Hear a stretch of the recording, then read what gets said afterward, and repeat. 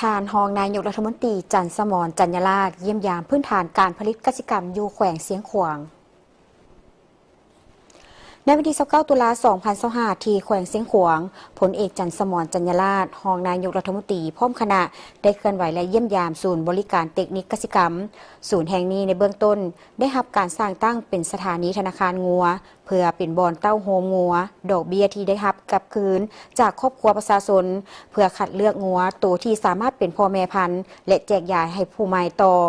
มาฮอดวันที่ 31 สิงหาคม 2005 โครงการได้สิ้นสุดลงและได้มอบให้บริหารรัฐแขวงเสียงขวางโดยเฉพาะแมนแผนกกสิกรรมและป่าไม้และได้เปลี่ยนชื่อเป็นศูนย์บริการเทคนิคกสิกรรมส่วนดังกล่าวมีเนื้อที่ทั้งหมด160 เฮกตาร์ประกอบมี2เวียกกิจกรรมคือเวียกกิจกรรมปลูกสาลีเวียกปรับปรุงพันธุ์สัตว์ปัจจุบันมีงัวทั้งหมด28ตัวการจัดตั้งปฏิบัติเวียกงานศูนย์ระยะผ่านมาโดยได้เก็บเฟืองแห้งจำนวน 4.8 ต้นปลูกสาลี 40 เฮกตาร์ปลูกหญ้า 4 เฮกตาร์ฉีดยาฆ่ากาฝากภายนอกให้งัว1ครั้งได้จำนวน 65 เทื่อโตซักยาฆ่ากาฝากให้เม็ดเลือด1ครั้งจำนวน 30 โตผสมอาหารเสริมให้งัวทั้งหมดได้ 1.2 ห้อยกว่าต้นได้ 1.2 ห้อยกว่ากิโลหำ9ห้อยกว่ากิโลสาลีบด2ห้อยกิโล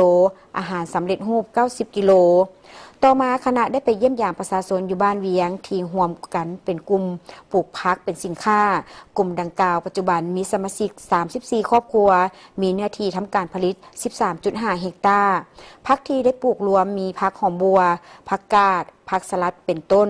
ซึ่งในปีหนึ่งสามารถปลูกและเก็บเกี่ยวผลผลิตได้5สุดเฉพาะผักกาดแมน35 วันแมนสามารถเก็บส่งขายได้และปลูกได้ตลอดปี